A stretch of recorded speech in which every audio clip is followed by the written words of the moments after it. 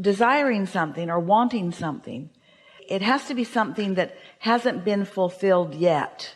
So you're reaching for something that is new.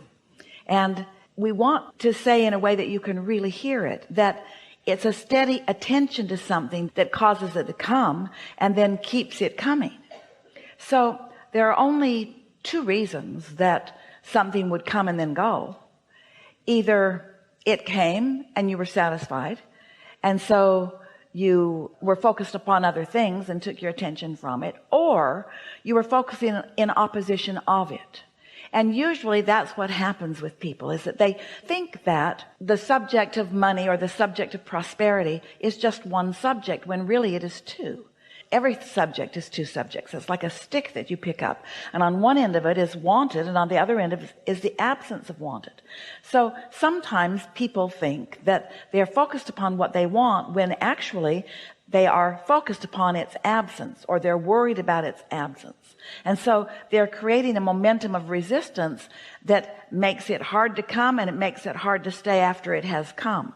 So it's a really important distinction, and the only way you can know for sure which end of the stick you're focused upon is by the way you feel. And it is also worth saying that once you have identified that you're on the end of the stick that you want because it feels good, and you're able to maintain it without so much split energy, then you accomplish momentum.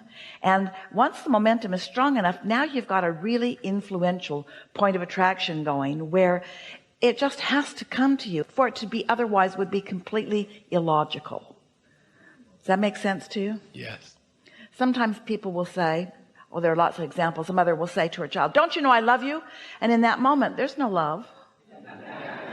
In that moment, there is maybe a desire for love, but there's no love right there. It's the other end of the stick going on. And so the child is confused, hearing the word love, but it's not being backed up with any emotion. And so they learn a word or a concept with a vibration that doesn't match it. And most people have learned the concept of money or prosperity from a vibration that doesn't match it. Because most people, when they talk about money, are coming at it from a shortage consciousness, wanting to overcome something.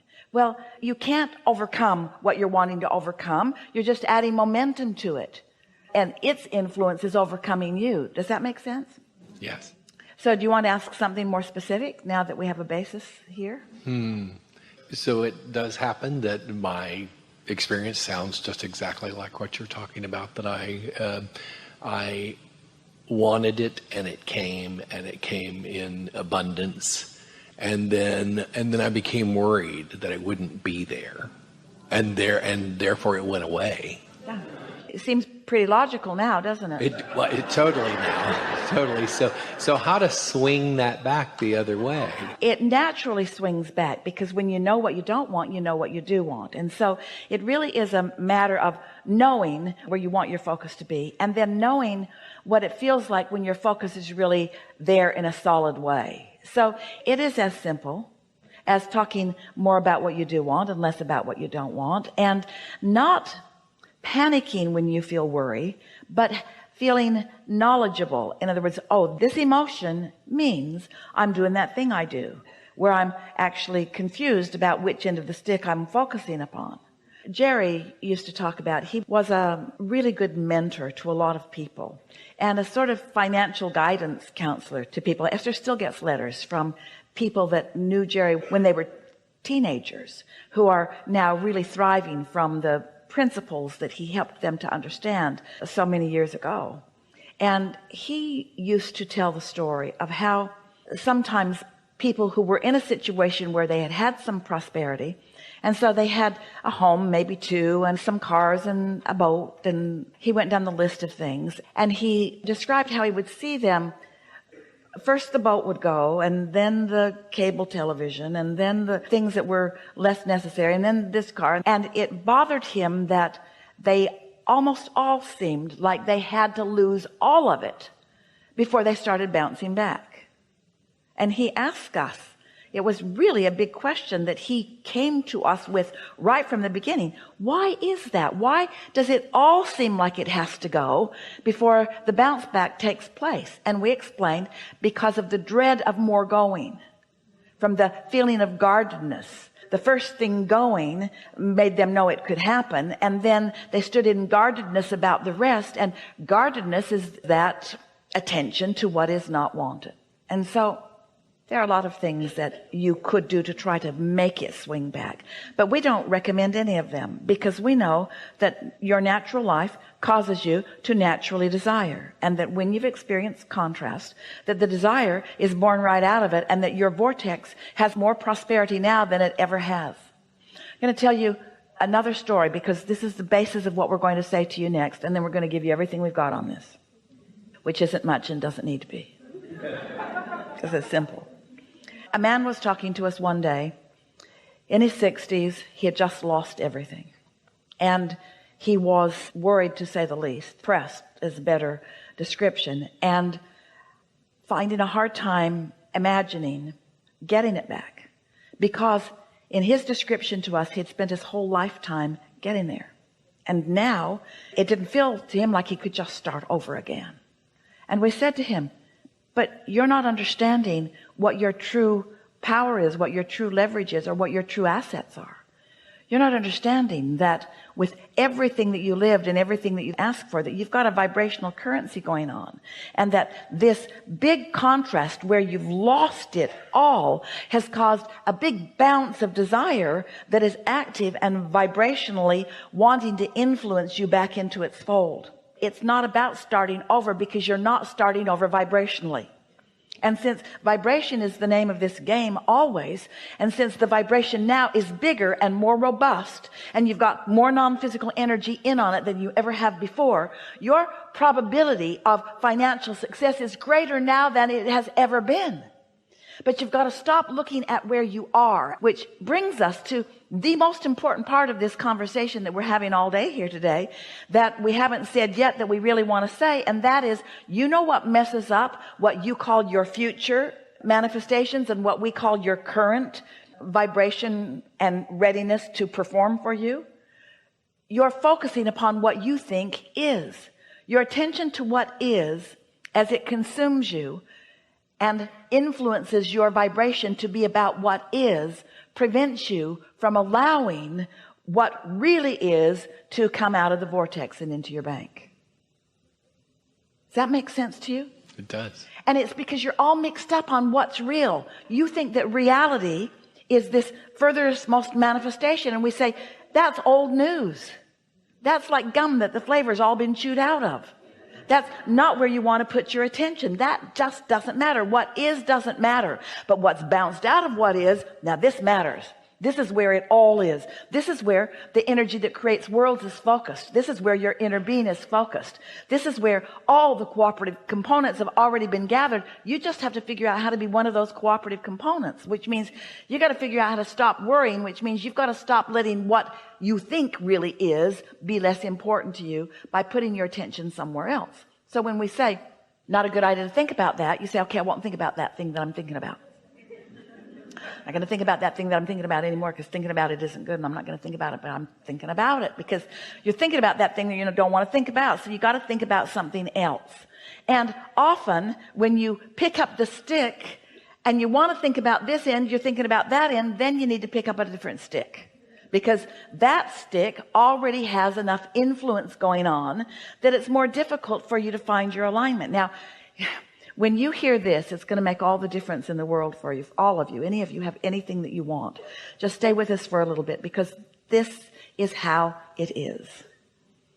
You've put it all in your vortex through all of these step one moments that you've had, and Source has gathered it all up, and it's gestating, and it's ready in varying degrees to flow into your experience in ways that you can feel it, and ways that you can know it, and then ways that you can sniff it out, and then in ways that you can see it. These are thoughts turning to things, and they are in various stages of that becoming. So when you get it, that these things are becoming, that they are turning to things, and you choose a subject that you are not resistant about, then these steps that we've been talking about start making sense to you, because you did all these step ones, and so you've got all of this stuff brewing and ready for you. You don't have to focus on the precision or the specifics of these things in order to allow them to come about. You just can't focus in opposition. You could have 10 things that matter to you. 9 of them could be going terribly, and 1 of them could be going right. And if you would focus mostly upon that one that's going right, you would hold yourself in vibrational alignment with your vortex, and the other 9 would start performing well for you, because you've taken your attention away from the opposite end of the stick. Does that make sense to you? So that's where meditation really comes in, because you've already asked and it's already been given. And if you can quiet your mind, then your vibration rises, and then you receive the good ideas and off you go. So it's about not trying so hard. It's about not trying to make it happen. It's about accepting that it is happening, and you just have to allow yourself to allow yourself to allow yourself to allow yourself. You have to get ready to be ready to be ready to be ready to be ready. It doesn't all have to happen this red hot minute any more than the corn needs to become another stalk of corn and an ear of corn right now. It's a process, and it's becoming, and you understand it, and you're good with that. And meanwhile, you're keeping yourself happy by focusing upon anything and everything that makes you feel pretty good. And if you can't find anything that feels good, sleep a lot.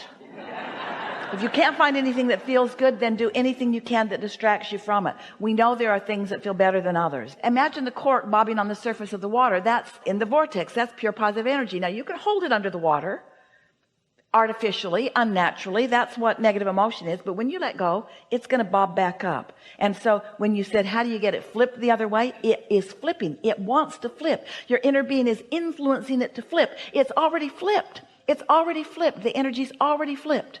It's already flipped. It's already performing for you. So we're going to speak this in negative terms, but sometimes it's easier to hear it. If you stop doing that thing you do that isn't letting it happen, it'll happen. And how do you know when you're doing that thing that doesn't let it happen? You're worried in your gizzard.